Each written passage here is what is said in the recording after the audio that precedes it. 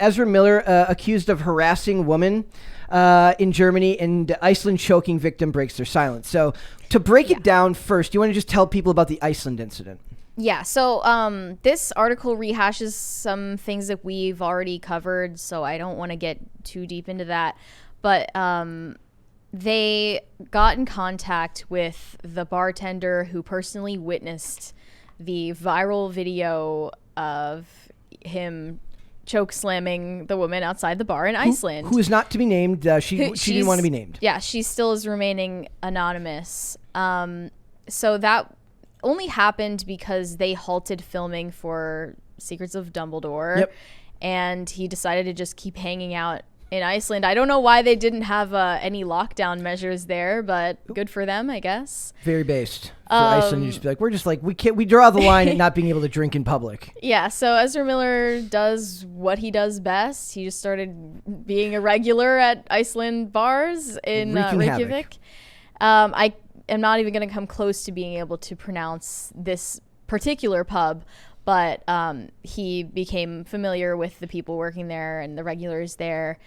And at first, everyone was getting along and people liked him. He has a very open personality. They like to talk about philosophy and things like that. But the bartender was interviewed by Variety, and he came early to his shift the day that this altercation happened. He said, "We brushed it off as two friends getting drunk and getting in a fight. It's Iceland. That happens twice a week." Beautiful.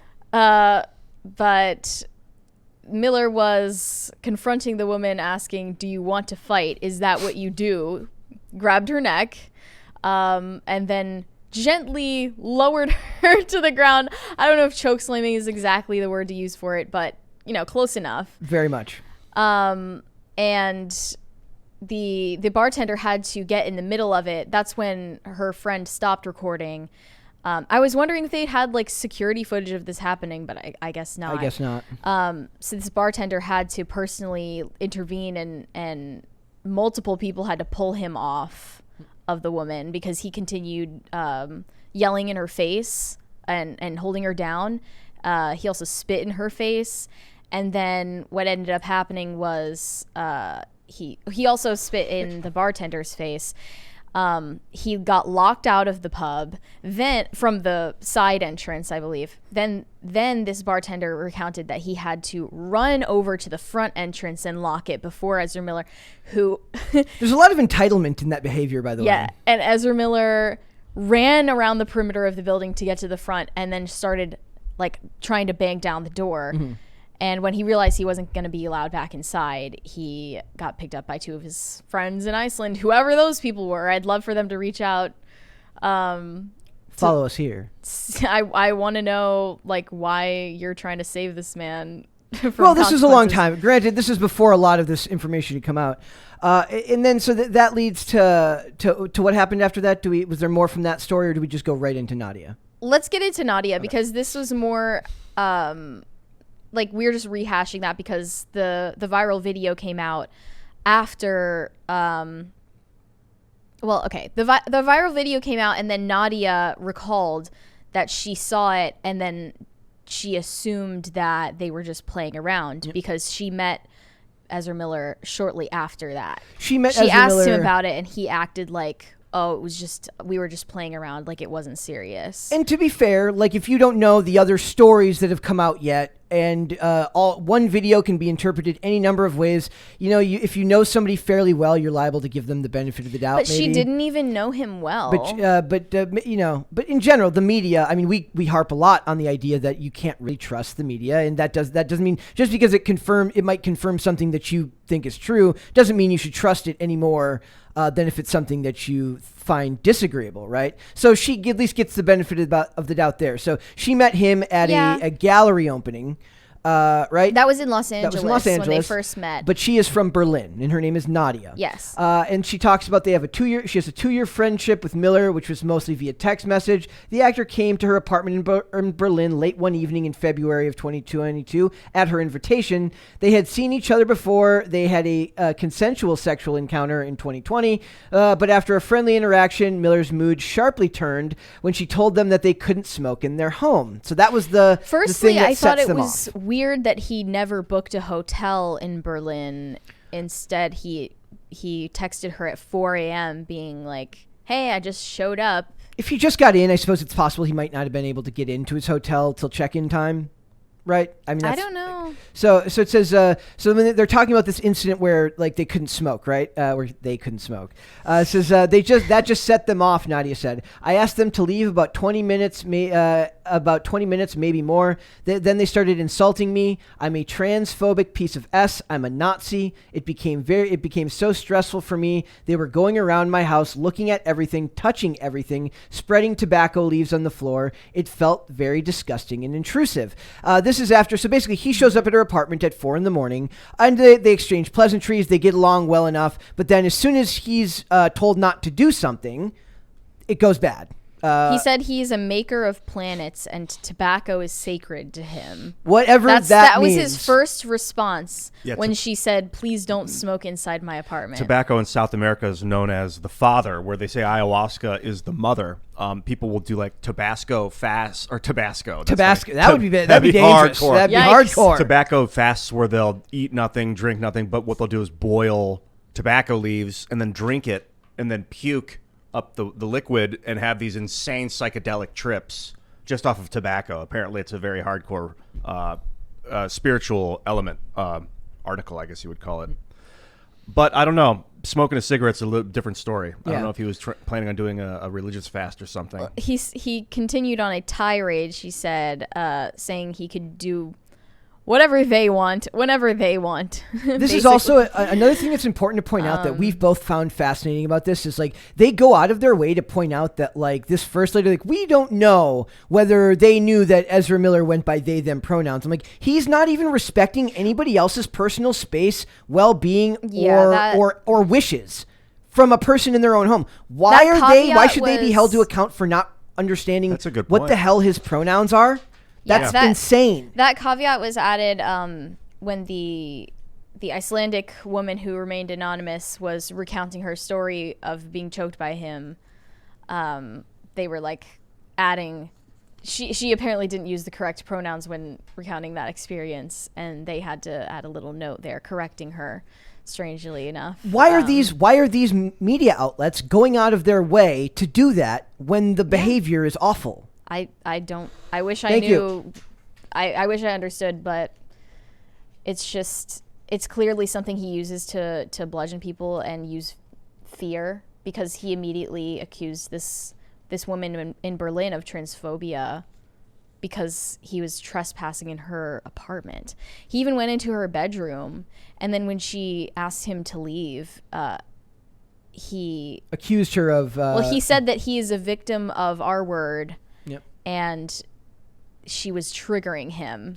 I'm gonna read part of this word for word. I'll try to omit the cuss words it says and this I'm quoting word for word. She said they starting with the I'm a maker of planets, tobacco is sacred. Miller continued on a tirade. She said then they could do whatever they want whenever they want, and basically when Nadia stood up to insist that the guests should honor their host's house rules, they looked at me with this really mean stern face and told me sit down like they were ordering a dog. Nadia told Miller as much. Their reply, she said, yes, I'm talking to you like a dog. I'm not respecting the pronouns of someone who talks to someone like that. I'm not.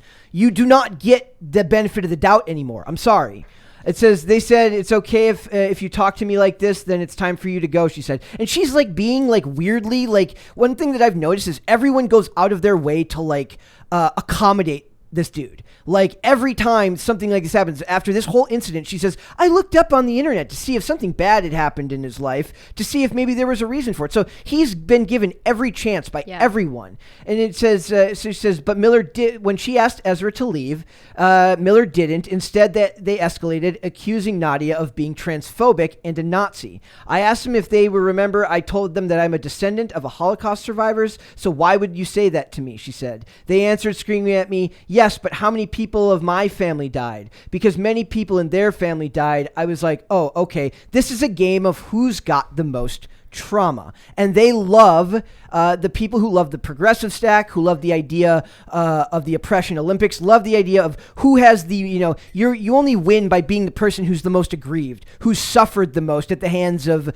this is a multi-million-dollar actor, and she is a woman living in Berlin in in the modern day world. These are not people that are necessarily not victims of generational trauma, but when you make it literally a quest to figure out which of you has that, and the whole thing is done with malice. Was Ezra Miller referring to himself as being a descendant of Holocaust survivors? I believe so, but I can't confirm that. So it says Nadia disengaged. The only thing I said to them was, leave my house, go away, can you leave now? Like a broken record. Miller persisted, stalking her apartment. I told them I was calling the police, but because they were refusing to leave, she said. And while I was calling the police, Ezra was calling the police or pretending to call the police. They love to use these types of tactics. Again, it's like when Ezra Miller got arrested and started calling a police officer transphobic. And threatening them if they didn't respect his pronouns, that they would file a hate crime complaint. It's cry bullying. They are literally bullying you. He said it's a federal hate crime to call him by like Mr. Also, I want to keep anything male pronouns. I also want to point out that this incident with a woman who he was sexually had a sexual encounter with, all his incidents have also been with biological females. But when he got arrested in Hawaii, he said, I am non-binary, transgender. I want a female police officer to search me. That's on purpose, and that is blatant and evil. And falsely, I would guess, falsely accused the male officer of like groping him. Yep. So it says that never happened. So it says Miller persisted, stalking her apartment. I told them I was calling the police. They were refusing to leave. Miller entered Nadia's bedroom, and when she told them to leave, they started to shout that they were a rape survivor. Sorry, I did it. And I was triggering them, she said. So because he said to her, he says, you asking me to leave your room is triggering me. This is what happens when you cater to insanity. You can't do it. Because imagine you're her, right? He's got all the money. He's got all the power. He's got all the ability to get his story out there. She's just some poor person, unknown woman living in Berlin. And when he brings up an accusation like that she knows can ruin someone's life, that she's transphobic or a Nazi, he knows the kind of fear that instills in someone, and he says it to use that against her, to strike fear into the heart of a person who, like, if you're just like a 20-something living in a liberal city, imagine what getting an accusation like that comes out attached to a famous person so everyone sees it. Your life's not over, but that's the first thing that's going to come up in a headline. Yeah, my advice to anyone that is going to have Ezra in their house is record him. Don't do it. Just don't have him in your house. Have secret cameras on in your house. You're allowed to record anything that's going on in your house. Record him. And something like this has to be shown to the world on video for him to receive accountability. I also want to point out that there was a really interesting term that she used in here, which was jet set abuse, which is very, very telling of like what this is. He's literally by virtue of his privilege, his status and money, he's able to just travel around the world and basically use and abuse people and get no repercussions from the studio that's employing him. The cops arrest him and he's let out a couple hours later because he's got great lawyers. And it's going to keep happening. And yet the studio has made no, to be fair, I don't know what the hell they say in this case. Like, what do they say? It's hearsay. A lot of this is hearsay. Yes. I don't see any evidence of it except for what people have told me. I guess in this case, lot the of it idea would be isn't- preponderance of evidence. There's video of the choke slamming of the woman. Well, there's something. There's video of him at the bar in Hawaii. All that stuff. There are videos to it, and the things about him threatening a cop are on video too. There is more than enough video to prove that he has used these tactics before. Did you see the choke slam? Yes. Yeah. In fact, I think we can even. Yeah, I'd love to watch see it. Was that Because yeah. maybe it was a gentle grab and lay down. Who knows? Maybe they were deep in the passionate, emotional conversation, and you wanted to rest her body. I wouldn't. I call doubt it it. that. What But I think what might have happened is, are you seeing the video? yeah, it's there on the screen up here. If you look over it, Ian. Sweet. Oh, it's bright in there. Oh my gosh.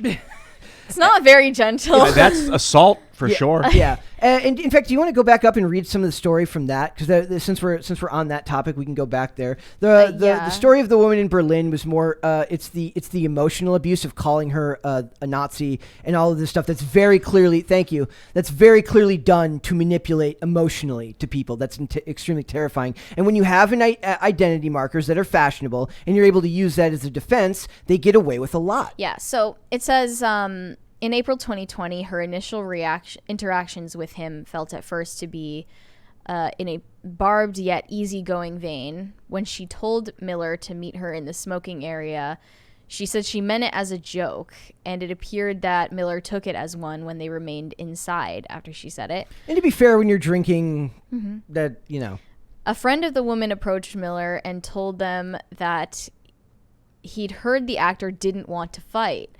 My friend didn't have to say that, the woman allowed. It was just a joke, obviously, but Miller took that literally and got super mad and came running outside.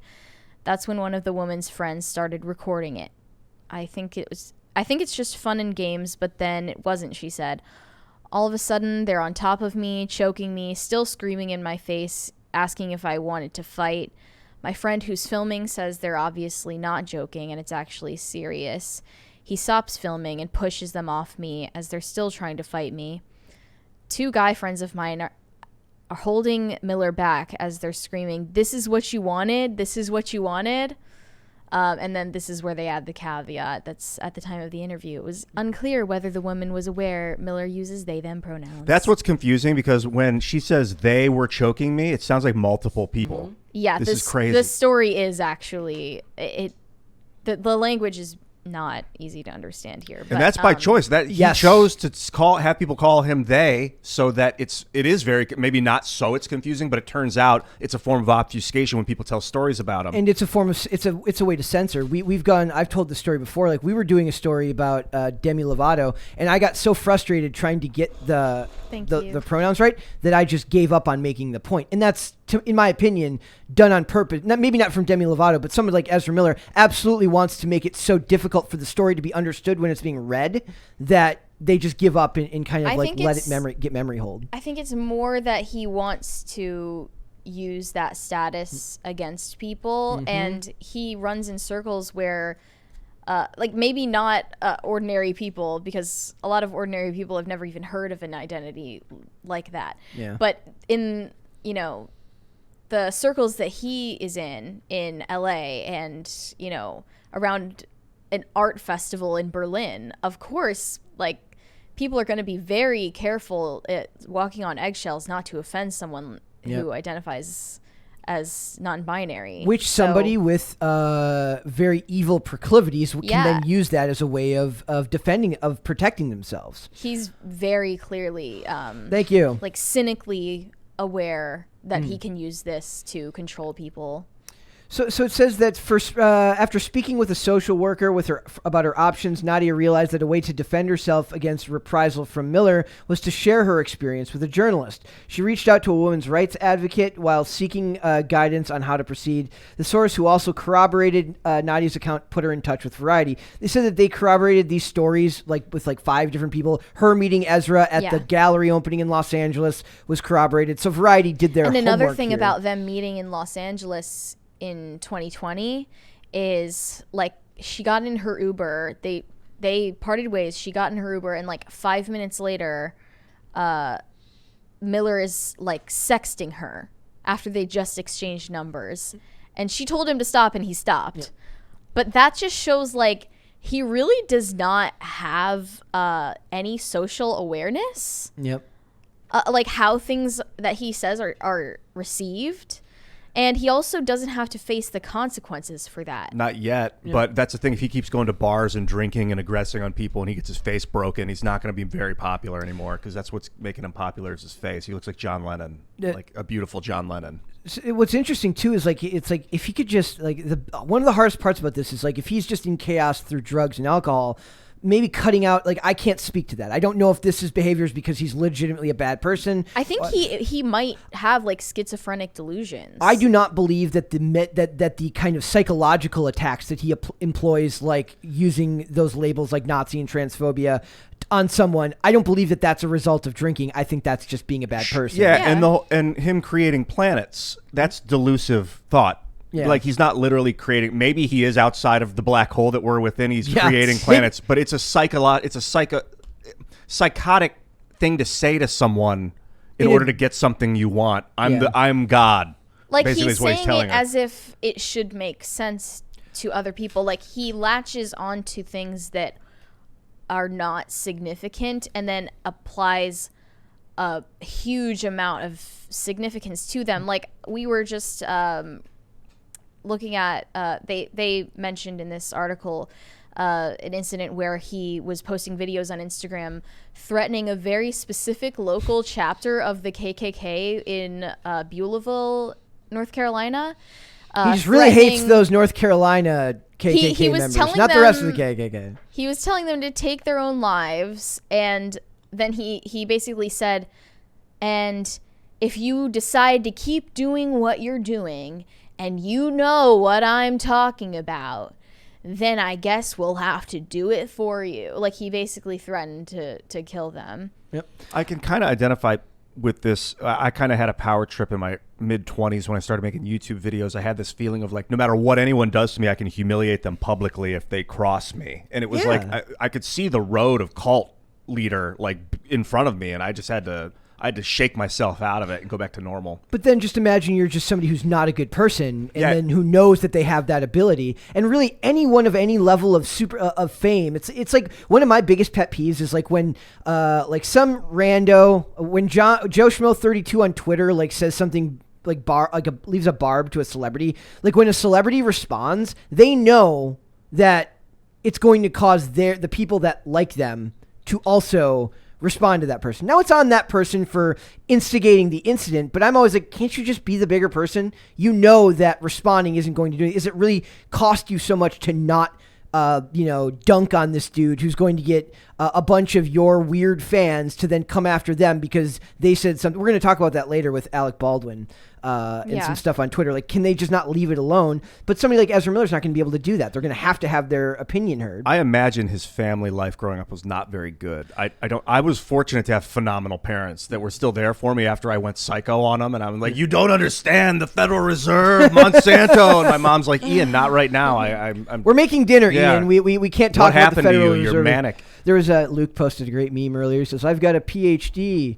Pretty something is like something about not believing the Federal Reserve is gonna pretty get high us, doubt. Yeah, that the Federal Reserve is not going to get us out of this recession. So it says now they go down and talk about basically the bar owner from Reykjavik says like he wishes Ezra the best and that whole experience was ridiculous. Nadia is a lot less forgiving of Miller's behavior, but also a bit less concerned about any reprisal from the actor since they're facing so many other allegations and legal battles. When this happened to her, a lot of this stuff hadn't come out yet, so she was worried that she could be singled out by Miller and turned into some type of a punching bag. But that just proves to you that anybody he seems to come into contact with has to literally form a protective layer around them based on these incidents. It's not just this. Nadia was also worried for her life because she said fans showed up to her address after fans of Miller showed up to her address after this. She also said that because of those videos that Miller was posting threatening those KKK members, and after knowing that she was called a Nazi by him, she thought, oh, he might actually come to my house and try to hurt me. Yeah, and you don't know. You don't know, especially with behavior that erratic. He's extremely unhinged. He also tried to break back into her apartment building after he was originally kicked out because he accidentally left his jacket there. So she had to like throw it out. And remember what she said. Remember what she said. You said, you stole my passport. Ezra stole her passport. No, Ezra left his wallet and jacket in this he woman's left apartment. And then when she wouldn't answer the door, when he's knocking on the door after she finally got her out of the house, he accuses her of stealing it. That is very manipulative and intentional verbiage. It's evil. Yeah. And for all we know, he intentionally left his jacket there so that he could accuse her of that. We live in a and golden have an age. excuse to get back inside. You don't want to be the person that speaks out against this guy. You need video evidence if you're going to implicate this guy. He's got a lot of power right now. Super chats. Sean Kelly said, excited for the Friday show. The only person more impressive than Genghis Khan is Ian Crossland. Holler back. Wow. Temu Jin for the win. That's impressive. Dizwiz said, scary beanie man's gone. It's okay to be Mary. Okay, no scary beanie man today. Luckily, I don't wear. Hey, well, I have I'm not beanies. scared of Tim. What are you talking about? Scary beanie man. He's one of the least intimidating people ever. Unless he leaves his passport in your house. Yes, then he's got to get back in. He's like, give me my passport. 1,000 Foot Deep End said, Ezra Miller, do you want to fight? Is that what you do? Sounds like a classic case of projection. Thank you. Yes, it does. Yeah, he said, do you want to fight? And then he choked her out. Yeah. Evil, he was like, dude. is that what you do?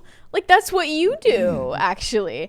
It's weird how, like, he's made a hobby out of just hanging out and acquainting himself with people and then ruining their lives. I also, it's kind of funny because he's never doing this to any famous people. He's only doing this to like the us plebs in society. It's not some. Usually they keep their drama self-contained. Yeah, they I guess the nicest thing you can say about Ezra Miller is he considers himself one to hang around the common man. Well, he just then abuses the common man when he does it. It seems like young women. Yeah. He's doing this to young women. Definitely. And like some of them are very young, like 14, 15. Yeah. 12, the Literally one 12. from another reason why the identity that he has cloaked himself in gives him leeway. Can you imagine of a story of like a straight adult white male talking like that about 12-year-old children? It would not be tolerated. He's so young that it hasn't caught up to him yet. But I mean, you see, R. Kelly just got 30 years. 30 years. I mean, for stuff like Ezra this. Miller is 29 already, and he's so like fresh in the public. I didn't even know who he was till we talked about him on the show a month ago. Perks so of like being if a this keeps wallflower. happening, and they'll go back and look at all this stuff later, and then it's like, guilt by association, guilt through like, oh well, you had 19 other accusations. There's video of you choking a girl out. There's an interesting point there because I don't know like how many people he travels with, but one of the things they talk about with R. Kelly was that like they charged him under racketeering and basically said like your music, the success of your music career, your managers, your assistants, they enabled this behavior which allowed you to get away with it for so long. So who are the people? And obviously like if he's traveling by himself, it's not like the people that work for him are going to know every minute of every day of the stuff he does. But you said he had 2 friends that came and picked him up from the bar? From the bar. And that was 2020. That was the beginning of all this. Like, I don't know how much of that, like, I'm not willing to put the blame on them I'm not. Like, it's like he's got to own up for his own behavior. I don't know if 2 dudes picking Ezra Miller up from a bar constitutes them, like, helping him behave badly. Mm-hmm. So. And as far as we know, he is in Vermont right now on his farm. Still not getting served those papers. Yeah, still not getting served protective order. Still sheltering a woman and her 3 young children with a bunch of guns and bullets loose all over the place. Yep. Also, before we move on, I do want to point out this fake news story that I posted in the Slack like yesterday to everyone here. It says, the headline literally read, Elvis did not punch Ezra Miller in a Tokyo bar. And then they changed it here to say Elvis star Austin Butler. But the first time I read it, it just read Elvis did not punch Ezra Miller in a Tokyo bar. I'm like, did somebody break the simulation? That's a hard one to disprove. I tapped my computer to make sure it was still real, and I was not like getting messed up in the Matrix. It was a mess. So that was not a real story. Soci Hobbit said, I do Tabasco all the time. I'm a degenerate. Don't overdo it. Be very careful. Microdose. Mr. Y. Mr. Y said, have you guys seen the live streams of the Canadians protesting today? Happy Canada Day. No. I have not. I haven't, but I don't pay much attention to Canada anyway, usually. Good. They should be protesting. I'm getting lit up about the Canadians. Man, they deserve freedom. What's going on? They can earn it. What? What's going on in Canada? Like something new? Justin Trudeau's a psychopath. Well, yeah. I mean, in my opinion, he's overreaching his authority. Yeah, banning all guns. But I don't know. I want to look into it. Maybe we'll talk about it later on IRL. Ah, Yeah. yes. Next. Joseph said Ezra would be a chaotic evil bard, maybe? He's definitely chaotic evil. If you were to categorize him, chaotic evil. Evil, maybe, definitely chaotic. I view the way he uses language to manipulate people, I believe is evil. Interesting. In an age where discourse is done mostly online and a single headline can ruin your life, I think that his language is categorizes him as actually not just I think extremely evil. Yeah, you might be right. You guys play D&D? You play Dungeons and Dragons? I haven't. When I think of evil, I think of murderers, but you don't have to be a killer to be evil. Not to ruin someone's life either. Not in this day and age. No, I believe I think what he's like. I'm very. I'm not prone to hyperbole, but when I say that I do believe that the media in this country is evil, I mean that, and I don't use that term lightly. And I believe that his abuse of language, his use of certain identity markers, and the goodness of people who want to be tolerant and accepting of people, his ability to use that for his own gains, I think that makes him evil. Wow. Mm-hmm. Bad App said, instead of pronouns, let's go back to putting our ASL on social media. I don't know if Mary knows what ASL means. I don't know Age, what it... sex, location. I thought she was going to be like American Sign Language. No. Yes. Well, he put his own on after that, so I got the gist. Okay. 32, male, Florida. He also said, my pronouns are it, it's, and it's.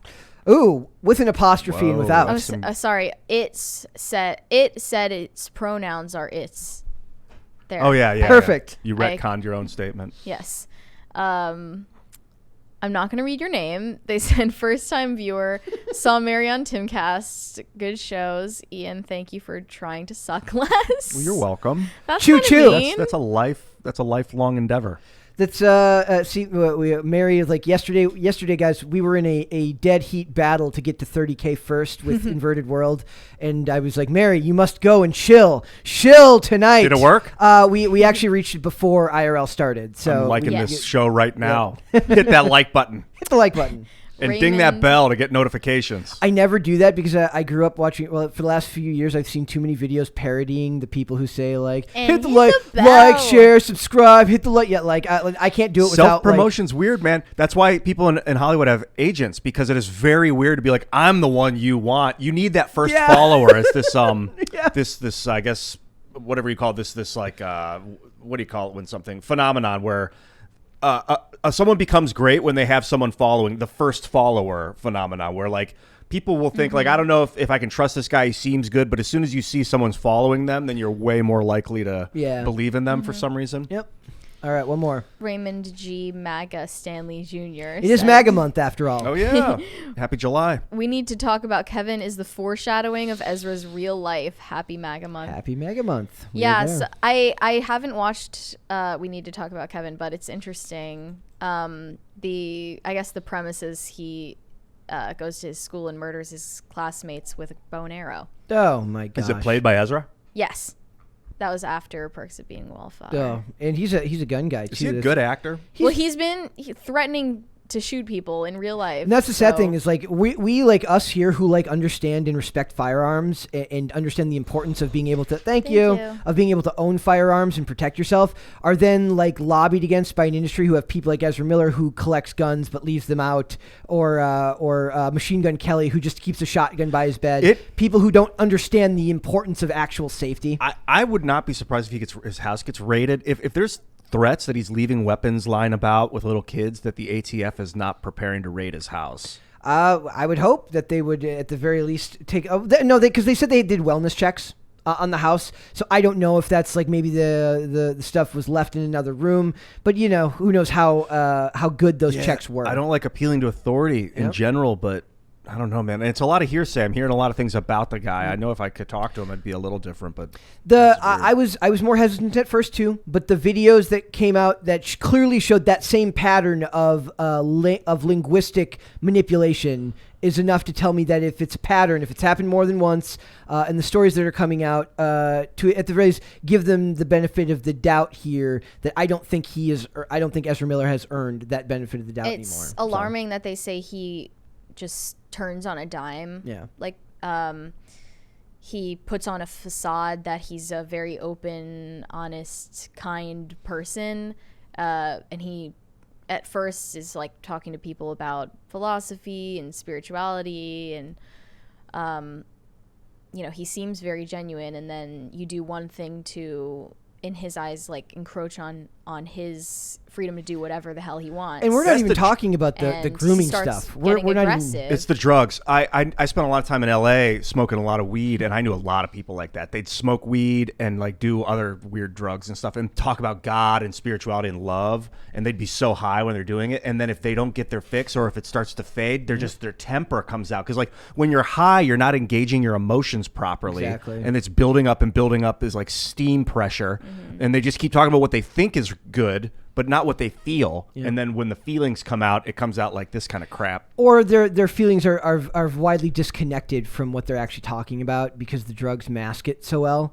It's one of the things, like even now, like years sober, I have a hard time, like even when I am like the other day when we hit 30, I was talking to Dallas from over at the Daily Wire, and we were just talking about things going on, the progress they're making in the industry, and I still hesitate to this day to get like too excited about stuff, because there was a time in my life when that stuff would come out, that excitement would come out when you're still using drugs, but then it doesn't match what happens when you come down. So I'm still hesitant to this day to be overly emotive, because of how it used to be when you would fade. Even now it's like you just go to bed and you wake up in a different mood, and that's a very different thing. So drugs play a huge part of that for a lot of people. Yeah, I've toned down my excitement. And I like, excitement isn't necessarily good. Like when a system excites, it just means it starts to move faster and more chaotically. Yeah. Yep. Absolutely. Yeah.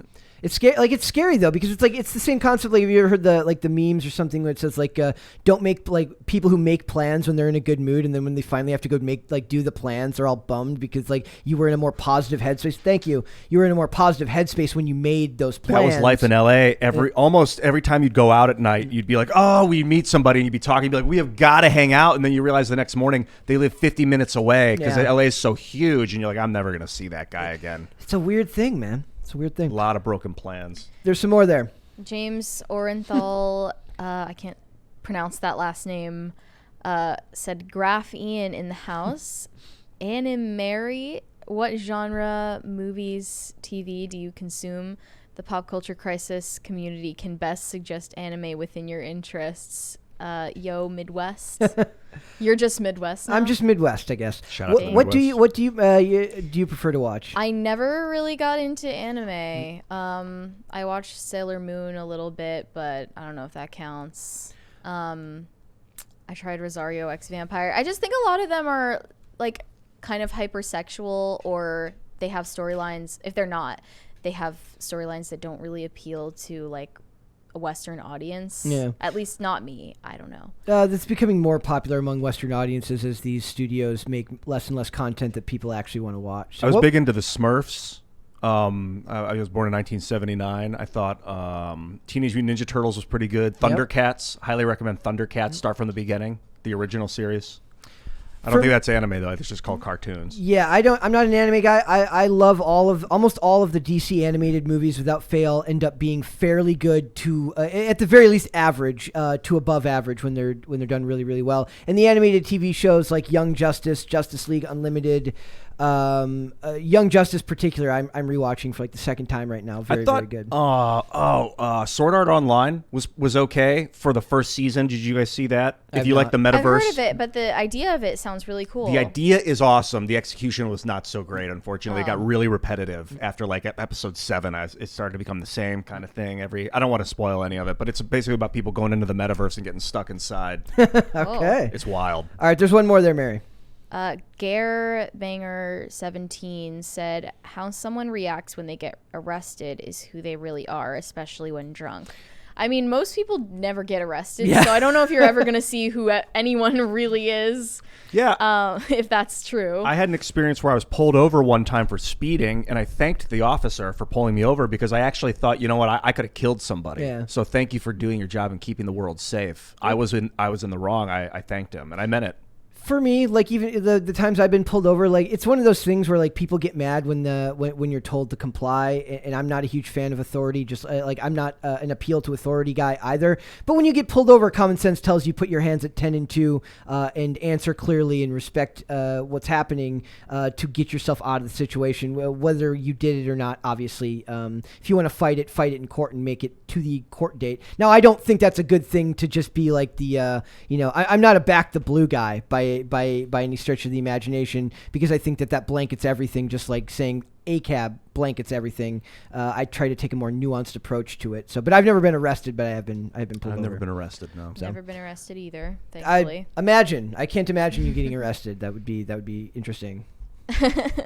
I mean, there's no use in fighting it, right? Exactly. Well, fighting court. There's no use in threatening federal hate crime. All I could think of when I heard that story is like just the poor cops. Like, I just want to get home to my wife and kids. Yeah. I don't want to deal with often this. it's very humiliating to think like, oh, I was doing something wrong. Yeah. And that's why I'm being pulled over by the police right now. But people will be like, no, I'm the good guy of every moment in my life. That's not how it works, dude. Sometimes you're the villain. You just got to accept it. Thanks for watching this clip, guys. If you want to see full episodes or follow us on social media, links are in the description below. Bye. Bye.